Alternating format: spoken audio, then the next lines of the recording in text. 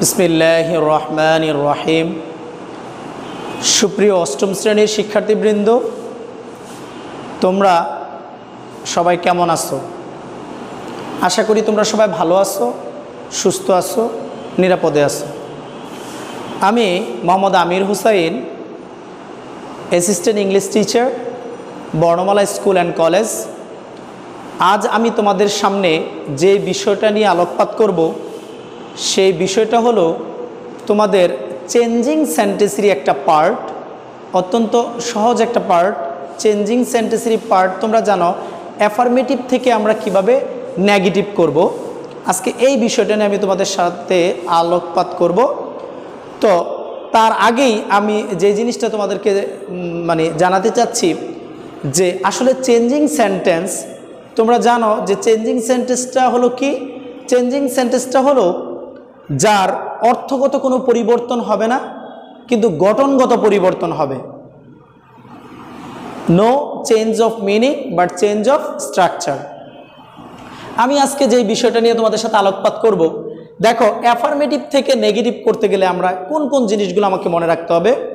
এক নম্বর, যদি আমি দেখি তোমার অ্যাফার্মেটিভ সেন্টেন্সে যদি কি থাকে, নো সোনার থাকে, মানে অ্যাফার্মেটিভ সেন্টেন্সটা যদি অ্যাজ সুন অ্যাজ যদি থাকে, অ্যাফার্মেটিভ সেন্টেন্সটা যদি অ্যাজ সুন অ্যাজ থাকে, তাহলে তুমি নেগেটিভ করার ক্ষেত্রে এই অ্যাজ সুন অ্যাজের পরিবর্তেই তুমি নিবা কি, নো সোনার, এই শব্দটা নো সোনার হেড।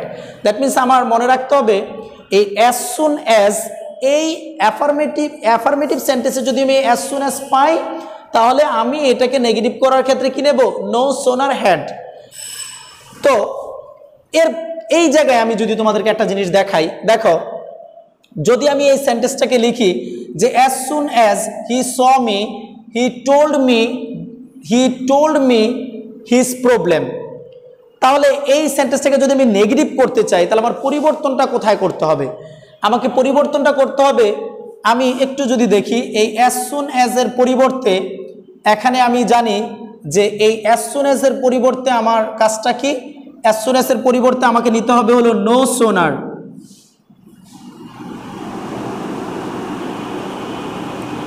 আচ্ছা, নো সোনার হ্যাড।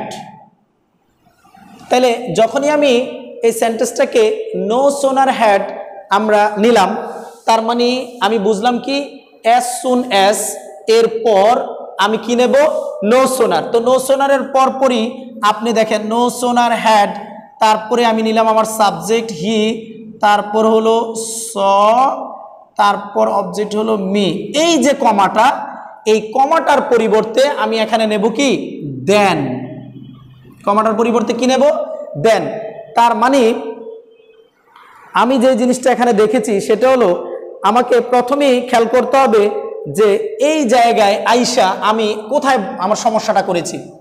সমস্যাটা হলো যখনই আমি এই জায়গায় এই যে স শব্দটা, দেখো আমি সাবজেক্টের পর এটা V2-তে নিয়েছি, ভার্বটা কোথায় নিয়েছি, V2-তে, কিন্তু যখনই আমি নো সোনার দ্বারা সেন্টেন্সটা শুরু করলাম, তখন কিন্তু আমার এই সাবজেক্টটা পরিবর্তন হয়ে যাবে। দ্যাট মিনস আমার এই সাবজেক্টটা হয়ে যাবে কি, সাবজেক্টটা হয়ে যাবে ভার্বের 3 নাম্বার ফর্ম, তার মানে এটা হয়ে যাবে কি, সিন। তাহলে নো সোনার, আমি প্রথম প্রশ্নটা পেয়েছি কি, অ্যাজ সুন অ্যাজ এর পরিবর্তে হলো নো সোনার। অ্যাজ সুন অ্যাজ এর পরিবর্তে কি নিলাম, নো সোনার। আর যেহেতু নো সোনার হেড নিয়েছি, তার মানে এটা এখানে কি হয়েছে, সিন। তারপরে তুমি দেখো, তারপরে যে ব্যাপারটা সেটা হলো এই কমাটা উঠাই দিয়ে এই কমার পরিবর্তে আমি কি নিলাম, দেন। কমার পরিবর্তে কি নিলাম, দেন। তারপরে আমার পরের ক্লজ যেটা আছে, সেই পরের ক্লজে আমি কি যা আছে, হি টোল্ড মি, তারপর আছে কি হিজ প্রবলেম, লিখলাম হলো হিজ প্রবলেম। প্রিয় শিক্ষার্থীরা, আমি তোমাদের জ্ঞাতার্থে আরেকটু জানাই। প্রথম প্রশ্নটা হলো আমি যদি সেন্টেন্সটাকে নো সোনার দ্বারা অ্যাফার্মেটিভ সেন্টেন্সে আমি দেখি, তাহলে আমি নেগেটিভে এই নো সোনারের পরিবর্তে কি নিচ্ছি, as soon as, please as soon as যদি থাকে, সেন্টেন্সটা যদি অ্যাজ সুন অ্যাজ থাকে, তাহলে এটার পরিবর্তে আমি নিচ্ছি হলো নো সোনার হেড। আর এরপরে যে কমাটা থাকবে সেই কমাটার পরিবর্তে আমি কি নিচ্ছি, দেন। তাহলে সেন্টেন্সটা আমরা করতেছি কি, নো সোনারের পরিবর্তে আমি সরি অ্যাজ সুন অ্যাজ এর পরিবর্তে আমি কি নিলাম, নো সোনার হ্যাড। এরপর আমরা জানি যে এখানে যেহেতু ভার্বটা 2 নাম্বার ফর্ম আছে, আর এটার কারণে এখানে no sooner had subject plus B3 হবে। এরপরে এই কমার পরিবর্তে আমি কি নিলাম, দেন। তার মানে আমার সেন্টেন্সটা পরিবর্তন করে নেগেটিভে কি হলো, no sooner had he seen me than he told me his problem. প্রিয় শিক্ষার্থীরা, এ পর্যায়ে একটু খেয়াল করো, এ পর্যায়ে আমি পেয়েছি কি মাস্ট, হ্যাভ টু এবং হ্যাজ টু। তাহলে আমার এই হ্যাভ টু, হ্যাজ টু এবং নিড টু এর পরিবর্তে আমি কি পেয়েছি, ক্যান নট এবং কুড নট।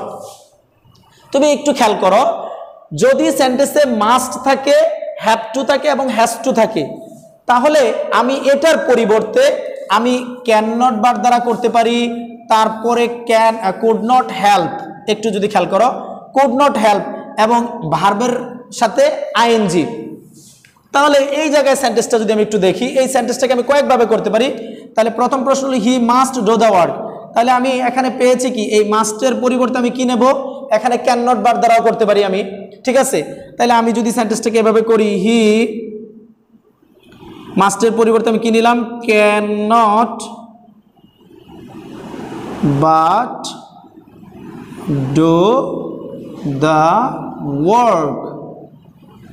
আচ্ছা, আবার এটা যদি আপনি এই জায়গায় ক্যান নট বার্ডের পরপরই এখানে যে ভার্বটা আছে সেই ভার্বের সাথে আইএনজি যুক্ত করেও কিন্তু আমরা করতে পারি। তাহলে প্রিয় শিক্ষার্থী, এই নিয়মটা আমরা কিভাবে বুঝলাম? প্রথম কথা হলো মাস্ট, হ্যাভ টু এবং হ্যাজ টু যদি থাকে, তাহলে আমি ক্যান নট বাট এবং কুড নট হেল্প, যদি কুড নট হেল্প দ্বারা আমরা করি, তাহলে আমার যে এই ভার্বটা আছে না, এই ভার্বের সাথে কি হবে, আইএনজি যুক্ত হবে। যদি আমি কুড নট হেল্প দ্বারা করি, তাহলে আমার এই ভার্বের সাথে আইএনজি যুক্ত করতে হবে। এ পর্যায়ে একটু দেখো, এ পর্যায়ে আমরা লিখেছি কি বোথ অ্যান্ড অ্যান্ড। তোমরা জানো অ্যাফার্মেটিভ সেন্টেন্সে যদি বোথ এবং অ্যান্ড, আমি বলেছি অ্যাফার্মেটিভ সেন্টেন্সে বোথ এবং অ্যান্ড দ্বারা যদি অ্যাফার্মেটিভ সেন্টেন্সটা থাকে, কিরকম যদি খেয়াল করো একটু, যে both Saima and her brother will do this work.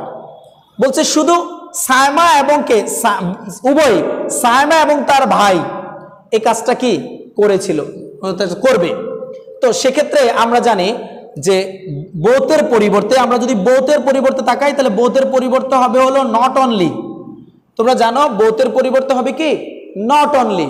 আর এই বাট অলসোটা আমরা জানি যে বাট অলসোটা হবে হলো অ্যান্ডের পরিবর্তে। দ্যাট মিনস এই অ্যান্ডের পরিবর্তে হবে হলো বাট অলসো।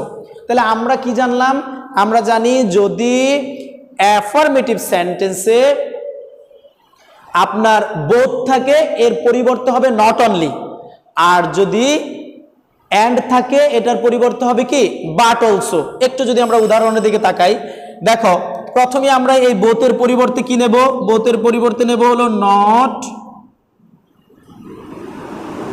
অনলি। বোথের পরিবর্তে কি নিলাম, নট অনলি। তারপর আমার সাবজেক্ট, তারপর অ্যান্ডের পরিবর্তে কি নেব, বাট অলসো।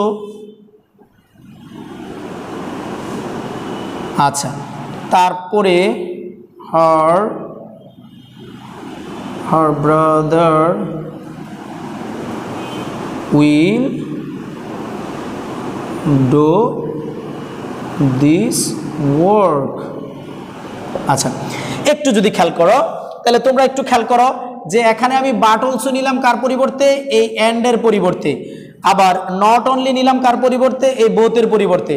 দ্যাট মিন্স আমরা যদি কোনো অ্যাফার্মেটিভ সেন্টেন্সে বোথ এবং অ্যান্ড দেখি, তাহলে কি করব, বোথের পরিবর্তে নট অনলি এবং অ্যান্ডের পরিবর্তে বাট অলসো। আচ্ছা, তারপর তোমরা জানো যে এখানে একটা শব্দ আমরা লিখেছি অনলি এবং অ্যালন। এটা তোমরা ইতিপূর্ব পড়েছো যে অনলি, তুমি একটু খেয়াল করো, এই অনলি এবং অ্যালন যারা, আমি এখানে লিখেছি none but, nothing but, not more than অথবা নট লেস দেন। যদি আমরা জানি যে অনলি দ্বারা যদি ব্যক্তির ক্ষেত্রে, কোনো ব্যক্তির ক্ষেত্রে নান বাট হয়, অনলি দ্বারা যদি কোনো ব্যক্তিকে বোঝায় সেক্ষেত্রে আমরা নান বাট দেই। অনলি দ্বারা যদি কোনো বস্তুকে ইন্ডিকেট করে, তাহলে আমরা ইউজ করি কি নাথিং বাট। আবার যদি এটা দ্বারা কোনো সংখ্যা বোঝায়, তাহলে সেক্ষেত্রে আমরা কি বলি, নট মোর দেন অথবা নট লেস দেন। তোমরা যদি একটু উদাহরণটার দিকে খেয়াল করো, দেখো এই অনলি এই শব্দটার পরে এখানে আমরা পেয়েছি কি, অনলির পরে এই যে দেখো এই হিটা হলো একটা ব্যক্তিবাচক শব্দ, তার মানে অনলির পরে এটা দ্বারা কি ব্যক্তিকে ইন্ডিকেট করতেছে না? তাহলে আমরা বলছি অনলি দ্বারা যদি ব্যক্তিকে বোঝায় তাহলে এই জায়গাটাতে হবে কি, এই জায়গাটা হবে হলো নান বার্ড। তাহলে none but he can do the work.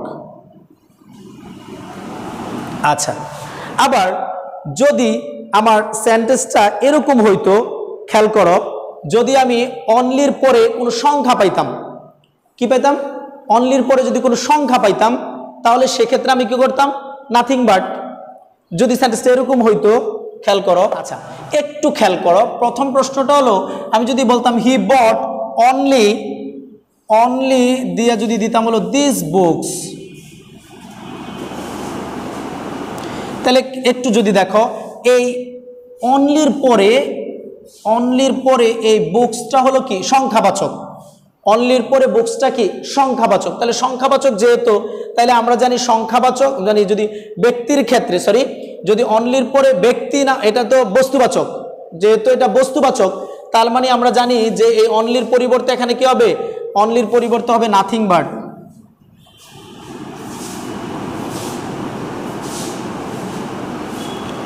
আবার যদি এই অনলি দ্বারা সংখ্যা বুঝাইতো তাহলে আমরা কি নিতাম, নট মোর অথবা নট লেস দেন।